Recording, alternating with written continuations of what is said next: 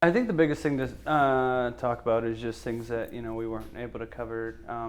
Is I think things to consider when shooting your first documentary or just a documentary in general. What are some of the things that you kind of look for or kind of think about when you're getting ready to start a project? Well, I mean, it certainly depends. It depends on the duties that you're being asked to provide, or if you're doing your own thing. I mean, obviously, it means okay. Well, know your subject matter, do your research, and plan your day, or planning the project in general. You know what I mean? So, whatever the subject might be, you want to know: are you going to be doing a lot of interviews? Will there be a lot of travel? You want to consider, the story that you're trying to tell and what that will require of you. Most documentaries, obviously, you have your subject. Let's say your subject is you're following a person. Know where know your locations. You're gonna want to supplement a lot of your story with B-roll of those locations. So we could talk about B-roll and what that is, and how you can execute decent B-roll to sort of pad out your story. Talk about how to execute a decent interview, how to light said interview. That would be. I think that's sort of what I think is kind of important. Yeah, And like then go ahead. I think definitely knowing your subject kind of.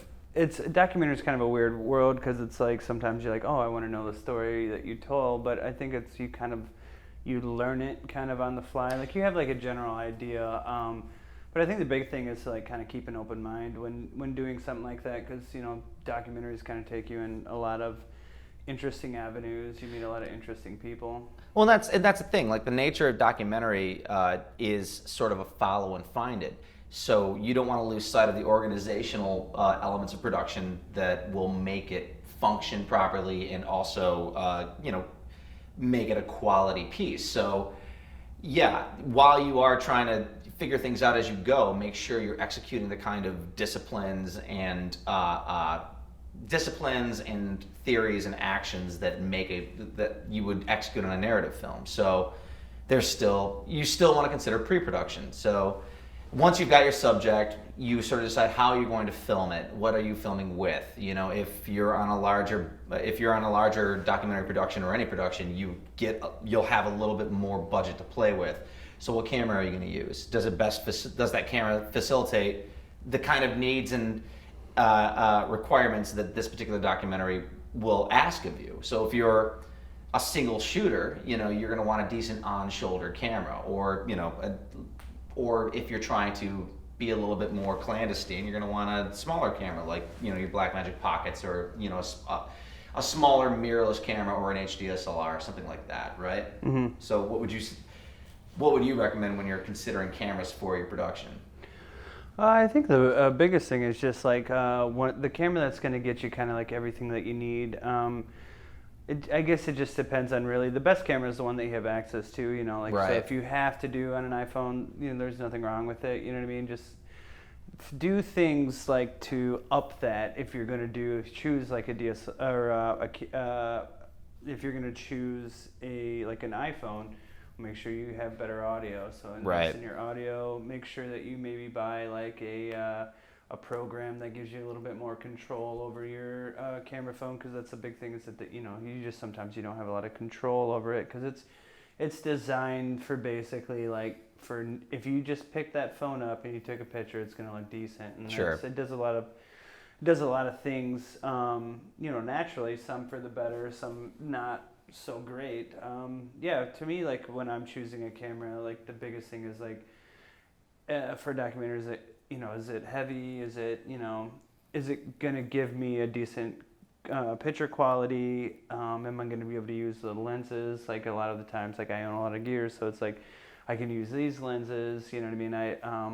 I always prefer to have like some type of like stills lens, because I can put like a variable ND on it.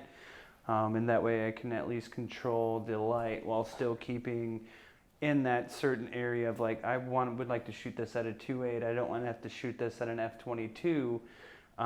That's something pretty important to consider too. It's like if you are going to be in the field, like a documentary film production or reality film production, more often than not, you're going to be doing a lot of things on the fly. So if you're going to be outdoors, uh, assuming who we're speaking to knows a little bit about exposure and knows a little bit about aperture, you want to try to take advantage of what your camera's capable of. So if you're not shooting on an iPhone, if you are shooting on, a smaller mirrorless camera, or then, excuse me, sorry.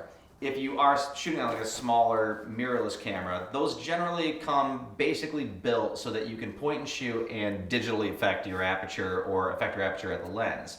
But yeah, if you're running around outside, you don't want to like have to close your iris up to make up for the fact that you're in high sunlight. So yeah, having a neutral density filter with you, specifically variable, which would screw onto the end of the lens, is pretty clutch.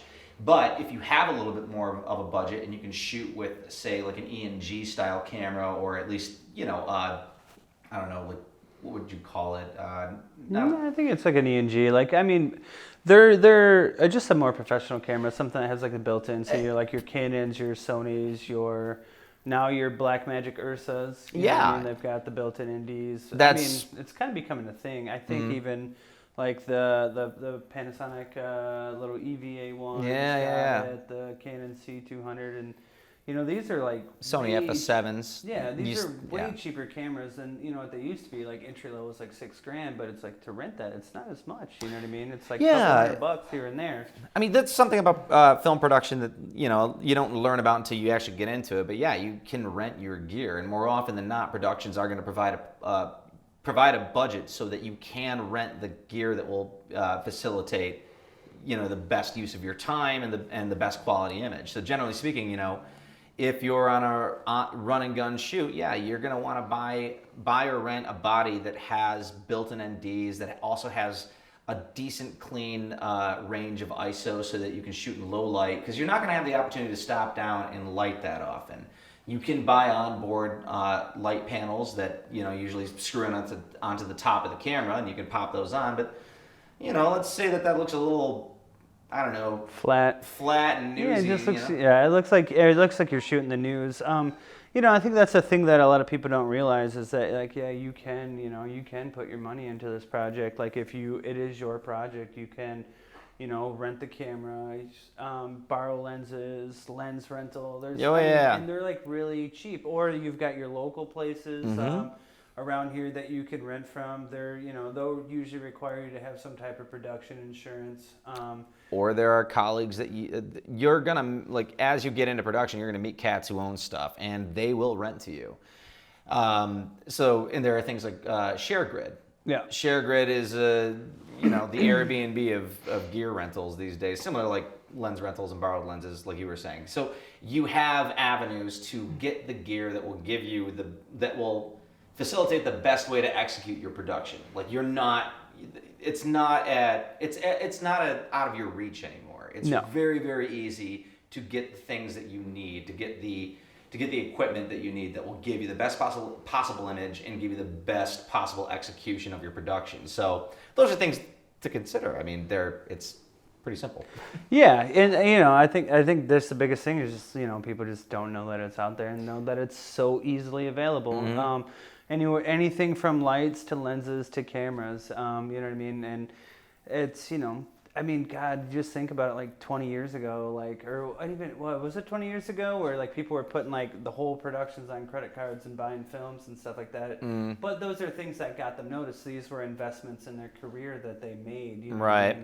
And so like every film that you make is one of an investment in yourself, and also just an investment in your career. So yeah, you may be spending a little extra money to get a little extra, but if you really, this is something that you want to do and something in there, it's like, it's the same thing as, you pay $20,000 to go to school for a year. Well, I'll pay $20,000 to do this for 6 months, and I get a piece out of it that I can show, kind of the rest of the world. And I think that the deeper you get into film production, you will end up investing into some equipment. You're going to have to. It doesn't necessarily, like most productions, if you get hired on set production, they'll usually provide that kind of equipment, but you yourself are still going to want to go out there and create your own material, and you're not going to be able to do that if you don't have some gear. Now, you don't have to go nuts like you, but There are some guys who like dump some dough into a lot of gear, and that's cool. But you don't necessarily have to do that. You don't necessarily have. And I'm not No, I know. naysaying. I want to be clear. This is cool. Like the more you have, the more you're allowed to. The more you allow yourself the ability to do, Yeah. which is great. But at the same time, some cats can get by simply renting, and gear rental is a thing. It is available to you, and it is pretty easily accessible. So that's something that's worth researching, and it's worth considering because you ultimately speaking, you're making a visual piece. You're participating in a visual medium. You want the best possible visual you can get. Simply trying to be like, I'm not saying that it's not important to be savvy. It's not important to be fiscally savvy, but remember that the quality of your piece is also extremely important, and you will get that by investing in that piece, by investing in the lights that are going to be appropriate to the piece. Now, and again, with documentary and reality filmmaking, this is kind of a studio setting that we're in right now, and we're able to sort of control the light, control how things are looking stylistically speaking. But when you're out in the field, you don't have the time or sometimes even the hands to get the image lit and crafted the way that you want it. So ultimately speaking, that lands on you and how you shoot it and the gear that you're shooting with. So you're gonna want a nice camera package, a lens that's a little faster with so that you can open it up and take advantage of the available light to you. A camera that has decent gain or a decent range of ISO and a good color science, so that the image doesn't suffer when you rely on the sensor itself to make up for the lack of light, and so on and so forth. And a camera that has built-in ND filters, like we were saying earlier, because as you're walking through and light changes, being able to switch through your NDs, it's pretty crucial, pretty clutch. Yeah, and I always equate it to building a house. Like, you can build a house with like a hammer and like just your normal $10 saw, but it's gonna take a lot. It's gonna take a lot of time. It's gonna take a lot of extra work. Then to get the tools that you need, like lighting to me, cameras to me, they all start to become tools to get like that certain thing. It's like, yeah, I could use this camera, but if I use this camera, then I don't have to worry about all the nuances that come with this. Just like cell phone, there's definitely there's a lot of nuances with that. Most of them don't have a 10-bit color science. I think there's one. And I think it's like the Motorola is like the only one that has like a 10-bit color profile, which is kind of cool that a cell phone still has 10-bit in this day and age. But I mean, that's the thing. It's like, so that means you have to really expose your image. You have to really, you don't have a lot of leeway to make changes. You know what I mean? Yeah. You have to cover up your mistakes that you are gonna make. Versus like a camera with 10-bit or a camera with 12-bit, you make mistakes in 12-bit, you can fix a ton. You know what I mean? Like, right. You can really take that image and mold it. So it really just becomes down to the tools. I own a lot of gear just because like I don't want a producer or anyone to say like, oh, it's not in the budget. It's like, but I need this. You know what I mean? So, yeah. And then that translates. It's great.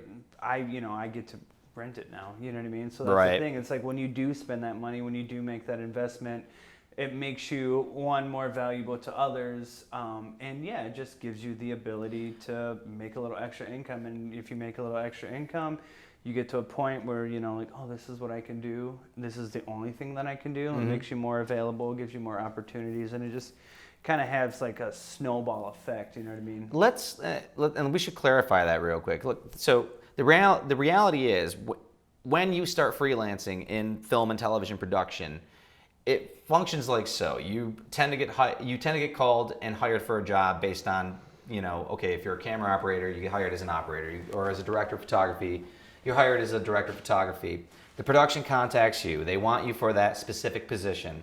But similar to what Cory was saying, is that so you get hired to do that job, you hired to shoot it. And they will present you with a budget. Sometimes they don't have the budget to facilitate the things that you want to do. So having a package like Cory does, these various different light fixtures and lighting support and camera support, is pretty useful because production isn't always going to give you what you need.